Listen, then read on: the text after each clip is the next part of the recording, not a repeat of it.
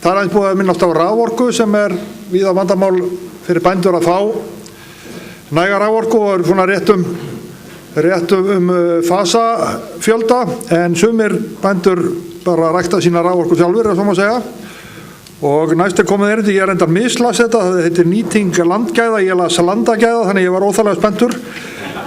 En þau eru líka góð þarna á Snæfellsnesinu, það sem að næsti frumalandi kemur, en það hann Eggert Kjartansson, raforkubóndi. Gjörðu svo vel.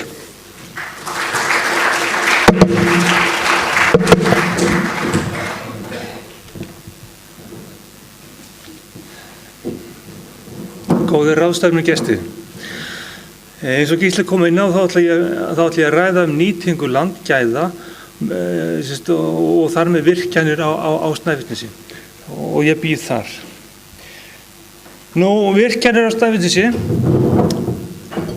heyrist ekkert í mér.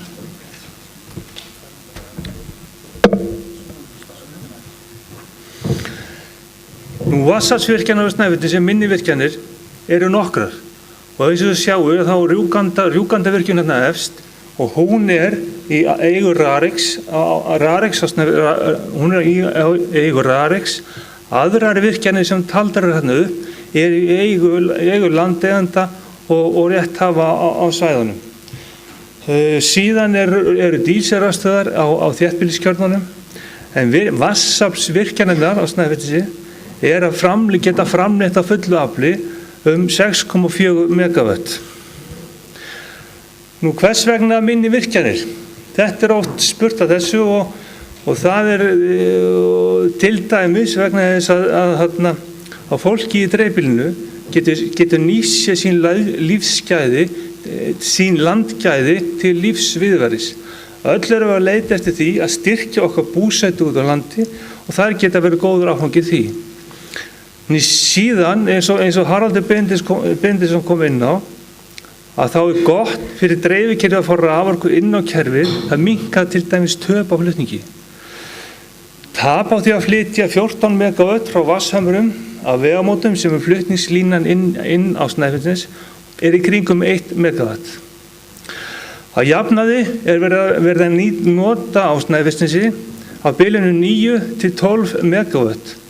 Fer upp í 15 megawatt á álagstíma og neðar á sumrin. Lína frá vatnshömrum og vegamótum, hún getur flutt 20 megawatt. En þegar komið upp í 17 megawatt notkunin á Snæfellsnesi, að þá farið að keyra dísilrafstöðvarnar á móti út á álagi. Og það sem að kannski ef ég fer frekar úti með dreifikerfið þá virkja þær minni virkjanir út á landi, létta álaginu af flutningskerfinu. Og í sumar til dæmis var farið í viðhald á 66 kV línu vestur á Snæfellsnes. Það var gert á dagtíma, það hefur ekki verið hægt áður. Vatnsaflsvirkjanirnar keyrðu á móti dísilrafstöðvarnar á Snæfellsnesi. Það koma við smá rafmagns Skógarstrandarlínu líka 1-2 meg. En þetta bara farið að skipta þó nokkuð miklu máli. Bæði ef verða rafmagnstruflanir á línunni inn á nesi og síðan ef farið út í viðhaldsframkvæmdir. Ég ætla að fara aðeins nánar í Múlavirkjun. Nú, tilgangur félagsins var að framleiða rafmagn í sátt við lífríkið. Það var mjög sterk sýn hjá eigandum þess fyrirtækis. Nú, það var byrjað það var stofnað 2003 og framkvæmdum var lokið miðjan nóvember 2005 og þá var allt komið á fullt.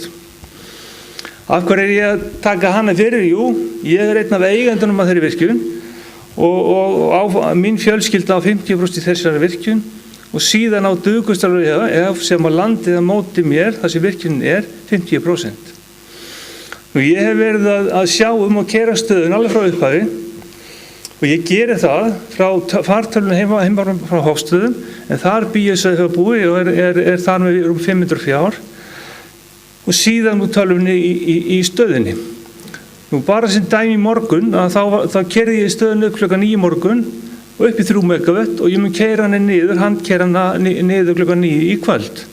Við erum að keyra meira á daginn og minna á nóttinni eftir hvað notandinn vill fá, hvenær notandinn vill fá orkuna.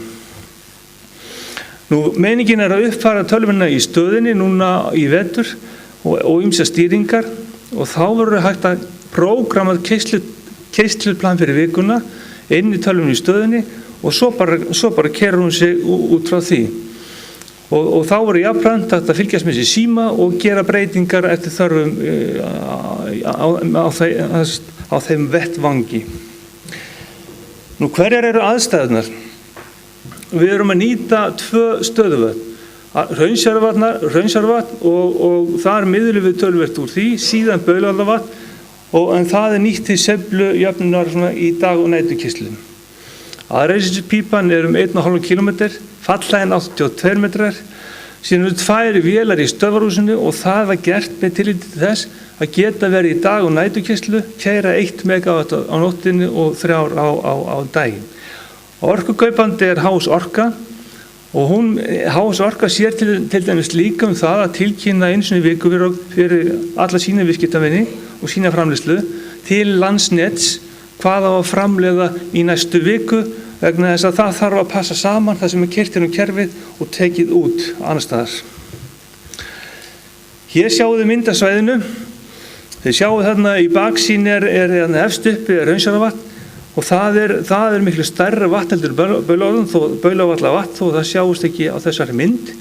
Þannig á milli vatnanna er vatnáin og þar er stífla og botnrásin sem er þar að henni stýri ég út tölvunni heima eða tölvunni í stöðinni. Þar get ég stýrt rennslinu inn í Baulárvatn. Síðan er lónið, síðan er stífla hér. Þið sjáu þetta miklu betur en ég. Síðan er þarna stíflan, sjáu neðri stífluna og niður að stöðvarhúsinu er 1,5 km. Og það getið, ég ætla að skýra það betur fyrir okkur á eftir en lífræna rekið sem fór frá útfallinni Baulárvatni og niður að stöðvarhúsi 1,5 km var uppurið þar. Það fer niður fyrir stöðvarhúsi. Ég útskýra það fyrir ykkur á eftir af hverju það er mikilvægt. Hér erum við komin að framleiðslu þeirra ára sem við höfum verið í framleiðslu. Þetta er ég fyrst og fremst að sýna bara að það breytileiki milli ára. Þetta fer allt eftir úrkomu og öðru slíku. En til að svona dæmi það hvernig hugsanir manna breytast með nýju viðfangsefnum. Þegar nágrannar mínir eru að bölva rigninguna á sumrin og vilja fara að heyja, þá brosi ég hringinn og er ekki trefn að þessum löngu þurrköflum. Þið sjáu til sko, tækin í dag eru svona öflug að við þurfum bara stuttan tíma til að heyja. Ég er alltaf að reyna að segja mannum það. Lífríkin og umhverfismál. Við eigendum Múlavirkjunar leggjum mikla áherslu að vera í sátt við lífríkið. Það var mikil þekking til á lífríki Straumfjarðarár fyrir virkjun, ágætis þekking á urðaðanum í vötnunum. Gott hefði verið ef fleiri fuglatalningar á svæðinu fyrir virkjun hefðu legið fyrir. Það hefði verið betra. Hvað erum við að vakta? Við fáum lífríkissérfræðinga til þess að skoða hrygninguna í kringum vötnin. Það er hreinn urðastöfn í báðum vötnunum og hann fer upp í lækina í kringum vötnin og hrygnir þar og þeir segja að telja fyrir okkur hverju ári til að fylgjast með hvernig það gengur. Hrygningin gengur, já. Síðan tökum við reglulega stöðumat í Hraunsárvatni og Baulárvatni. Það gerum við, þetta er svona 3 ára fresti og það gerum við til þess að meta stofnstærð vatnanna og fylgjast með framgangi fisksins hvernig honum líður. Síðan hefur 3 tekið botndýrarannsóknir, einu sinni fyrir virkjun og 3 eftir virkjun. Það gerum við til þess að einfaldlega geta fylgst með hvernig Straumfjarðaráin er að bregðast við í raun og veru virkjunni og hvernig botnri lífríki er að fara fram. Síðan hefur við komið að seiðatalningu í Straumfjarðaráni. Nú, það hefur verið okkur gríðarlegt kappsmál að sinna þessum vöktunum og taka mark á lífríki sérfræðingum. Vegna þess að við eigum að umgangast lífríkið og og náttúruna þannig að við viljum skila henni betur frá okkur heldur við tökum við henni. Og það sem að koma út úr vöktunum í raun og veru að urriðin í vötnunum í góðu standi. Hrygningin umhverfis vötnin í fínu lagi, sérstaklega í Bauluvatnavandi, og það ábyrrandi hvað Bauluvatnavatn hefur lítið breyst á þessum tíma, hefur haldið alveg stöðuleika allan tíma. Hraunseyrarvatn sveiflaðist eins og lífríkissérfræðingar reiknuðu með. Fuglinn sáttur við virkjunina, til dæmis fyrir straumönd fjölgandi. Síðan við eigum orðið gríðarlega mikið af gögnum, lífríkisvöxtunargögnum, og við munum halda málþing eða opinn fund í febrúar-mars, þar sem okkar sérfræðingar munum koma og fara yfir þessi mál. Og það verður bara opið fyrir alla. Ég skellti inn glærum með veiði í Straumfjörðánni. Hún okkur afar mikilvæg, þetta frábær laxveiði á, og sem dæmi hvernig við nálgumst hlutina þegar óhappi varði í Andakísá í vor, að þá óska ég strax eftir því við Hafrannsóknastofnun og þeir myndu meta það fyrir okkur hvort að það væri eitthvað möguleika að þetta myndi gerast í okkur það sama, og þeir rannsöku það í sumar og þeirra matir það að svo ekki, og ég ekki búin að fá skýrsluna í hendunar, en þetta svona dæmi það hvernig við viljum vita, við viljum vera á varðbeki í kringum þessum mál. Síðan þetta seiðtalningar í Straumfjörðánni. Þetta mikilvægt fyrir okkur að fyrir alla að fylgjast með þessu. Síðan þetta vinkonun okkar straumöndunar. Þetta í raun og veru þar sem vatni kemur út úr stöðvarhúsinu. Það þetta í makindum og bara sátta við lífið og tilveruna. En straumöndin, að hún í raun og veru býr við sjávarsíðuna á veturnar, kemur upp ána á vorin og fita sig við útfall hjá vötnunum fyrir varpið. Og þess vegna lífræna rekið svona mikilvægt, vegna þess að lífræna rekið býr til ætið fyrir straumöndina. Og það sem gerðist, og við vorum ekkert öruggir með að það myndi gerast fyrir virkjun, að lífræna rekið, staðið fyrir að það dygði 1,5 kilometr frá útfallinu, þá fer það niður aðreiðslupípurnar, niður fyrir stöðvarhús, og við búum til þetta svæði fyrir niðan virkjun. Þetta dæmum það, og síðan straumöndin nýti sér þetta. Þetta dæmum það hvernig lífríki aðlega sig að hlutunum. Hérna eru talningarnar, við töljum 2 á ári, og bara til að þannig að þetta að koma ágætlega út. Mér langar aðeins að fara yfir það hvað svona best að hafa í huga þegar menn að velta þessu fyrir sér og fara á stað. Nú verkefni verður að vera hagkvæmt. Það allt sem við gerum nema sauðfjárræktina, þetta verkefni verður að vera hagkvæmt. Mikilvægt að skoða lífríkið áður en lagt af stað. Það mjög mikilvægt að afla gagna áður en að við förum á stað til að hafa til viðmiðunar eftir virkjun. Og það við eigum bara frábæra lífríkissérfræðinga hérna á landinu sem geta skoða hluti og lagt mat á hluti. Við eigum að nýta okkur það. Og það að kynna sér allar verkfalli málinu, þeir margir. Síðan afar mikilvæg punktur að það þarf að vera samstæða með landeigenda og búið að semja vatnsréttindi. Síðan verður við sjálfsögðu að skoða hvað orka hægt að fá út úr verkefninu. Orkustofnun hefur útbúið grunn sem Veðurstofan nýtir til að áætla rennsli. Við bjuggum við það, við gátum keypt sírennsli 40 ára aftur í tímann. En þarna með þessar aðkomu Orkustofnunar getur þetta flýtt fyrir ferli manna. Mikilvægt að eiga samtal við sveitarstjórnarsvæðin og vita þeirra hug. Vegna þess eins og Haraldur kom inn á áðan og ég kem inn á seinna, að þá skipta sveitarstjórnarnar máli og stefnumörkun þeirra. Það borgar sig að ræða við sveitarstjórnarnar fyrst til að vita hvers konar stefnumörkun í gangi í þessum málum. Síðan að fá ráðleggingar frá Orkustofnun og Skipulagsstofnun, og það ekkert að því að kynna þessu stofnunum áætluð verk og fá ráðleggingar frá þeim. Það ráðleggingar skylda hjá þessu stofnunum og menn eiga að nýta sér það. Og eins og ég sagði áðan, gríðarlega mikilvægt að fylgja öllum verkferlum nákvæmlega, og ég veit að Orkustofnun vill taka saman pakka fyrir raun og veru svona smærri virkjanir, og þess að menn geta gengið af pakkanum og skilgreint það raun og veru alla verkferla í málinu, en þetta ekki orðið klárt, en þeir vilja gera þetta og vonandi verður þetta verið líka. Nú aðkoma sveitarfélaganna, hún talsvert mikil. og það er líka bara gott. Það aðkoman í formi skipulagsmála og einnig útgáfa á framkvæmdarleiðum. Skipulagsmálin geta verið töluvert erfið og eins og við þekkjum og inn í þau eru til dæmis byggð og mikið af kæruferlum sem að raun og veru, og í þeim kæruferlum geta allir óháð því hvort viðkomandi hafi hagsmuna gætið ekki haldið fram alls konar staðhæfingum. Auðvitað á að tryggja að öll sjónarmið komist á framfæri. Það er mjög mikilvægt.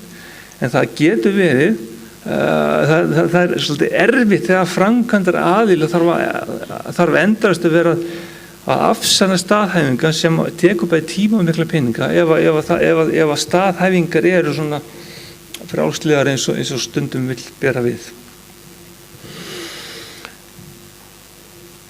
Mikilvægt er að sveitarstjórnin standi í lappirnar þegar vindurinn er í fangi. Hér nú vænti ég eitthvað að sveitarstjórnarmönnum og sem taka þetta náttúrulega óstund upp en málið er bara mjög einfallega það að það er svo allt og algengt að menn fara á stað, þeim er klappað á bakið, fínt út, duglegur og allt þetta, síðan þegar menn eru búin að fara yfir í gegnum langt ferli og eru jafnvel alveg að fara að byrja framkvæmdum, að þá koma alls konar sjónarmið og þá fara menn að segja bítu við. Það þarf í raun og veru og vegna þess að mótvindurinn kemur. Það er bara þannig. Þannig að það er ekkert menn verða bara að reikna með því. Síðan gefa sveitarfélögin út framkvæmdarleyfi. En það er sjálfsögðu mitt mat að það er gott að sveitarfélögin hafi mikið þessum mál að segja því þekking þeirra á nær samfélaginu er til staðar. Það er mjög gott að sveitarfélögin eru svo nálægt okkur upp á þetta að gera. En það þarf að vera stefnumorkun og menn þurfa að ganga í takt. Þess vegna skiptir máli að það sé samtala milli framkvæmdar aðila, þeirra sem er að fara á stað og sveitarfélagsins og menn nýti hnúta í upphafi, hvort menn vilji að menn fara á stað eða ekki og það skiptir máli. Þröskuldlandin sem menn reka sig á eru svo sem bara þessir hefðbundnu þröskuldar, dreift eignarhald aðhald á réttindunum. Það er mikill ferill í íslenska leyfiskerfinu, það þarf að vera ferill en hann getur verið mikill og hann getur verið kostnaðarsamur. Og það sem verra er að það er ekki sjálfgefið að nást að virkja þó að þessi farið gegnum ferli. Og hættan er svo að landeigendur geti ekki eða veigri sér við að fara á stað vegna þessa. Og hættan er svo ef menn eru með góða kost í höndunum að komi ytri aðilar og fari í verkið í stað þess að landeigendur ná að nýta sér þessa hluti eins og við í raun og veru viljum gera. Þess vegna þarf aðeins að taka utan þá sem að í raun og veru vilja fara á stað og menn þurfar í raun og veru samfélaginu og framkvæmdar aðilar ef menn vilja fara á stað þá í raun og veru þarf aðeins að huga þessum hluta. Hvers vegna var ég að standa í þessu vesinni? Jú, ég vildi skapa betri lífskjör og vera jafnframt áfram mínu stað.